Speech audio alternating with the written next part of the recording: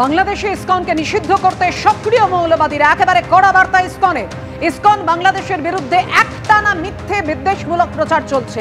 ইসকনের সুনাম নষ্ট করে সমাজে অস্থিরতা ছড়ানোর চক্রান্ত চলছে।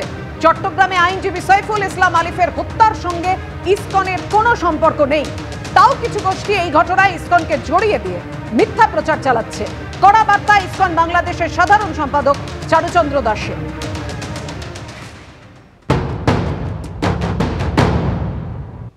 মিথ্যাচার এখন এমন পর্যায়ে পৌঁছেছে যে সড়ক দুর্ঘটনার মতো বিষয়গুলোকে ইসকনের চক্রান্ত বলে চালিয়ে দেওয়া হচ্ছে। দুঃখজনকভাবে কিছু বিশেষ মহল ইচ্ছাকৃতভাবে আমাদের সংগঠনের বিরুদ্ধে মিথ্যা প্রচারণা চালিয়ে যাচ্ছে এবং ইসকনকে নিষিদ্ধ করার মতো অযৌক্তিক দাবি তুলছে। ওপার বাংলায় সন্ন্যাসী গ্রেপ্তার আর এপার বাংলায় আজও চলছে প্রতিবাদ। কলকাতায় ইসকনের সদর দপ্তরের সামনে প্রতিবাদ করলেন ভক্তরা। কীর্তনের মাধ্যমে গতকালের মতো প্রতিবাদ জানিয়েছেন ইসকনের ভক্তরা।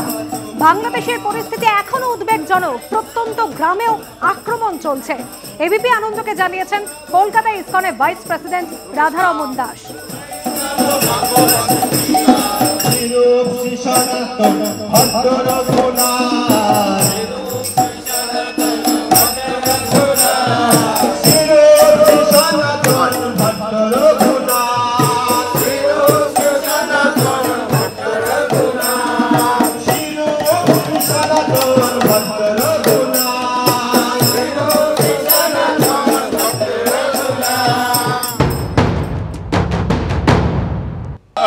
আমরা জানি কি যখনই আমি বাংলাদেশে ফোন করি ওরা একটাই কথা বলে, মনে হচ্ছে পুরো বিশ্ব আমাদেরকে ভুলে গেছে।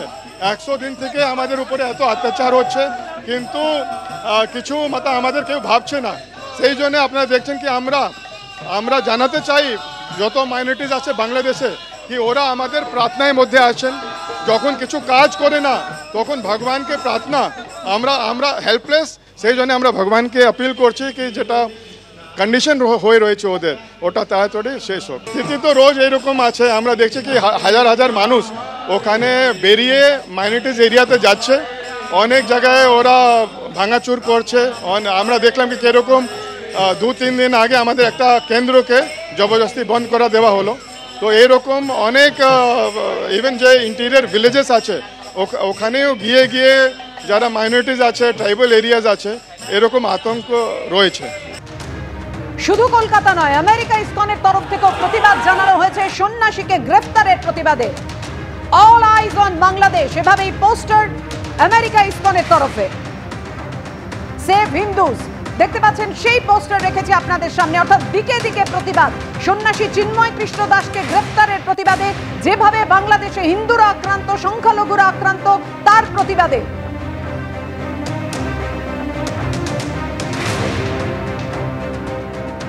বিজেপি সাংসদ অভিজিৎ গঙ্গোপাধ্যায় তিনি বলেছেন মোহাম্মদ ইউনুসের নোবেল শান্তি পুরস্কার ফিরিয়ে নেওয়া উচিত। দেখুন, অত্যন্ত অন্যায় হচ্ছে বাংলাদেশে। বাংলাদেশ সরকার এই নিয়ে বিশেষ কিছু করছে বলে মনে হচ্ছে না, প্রথম।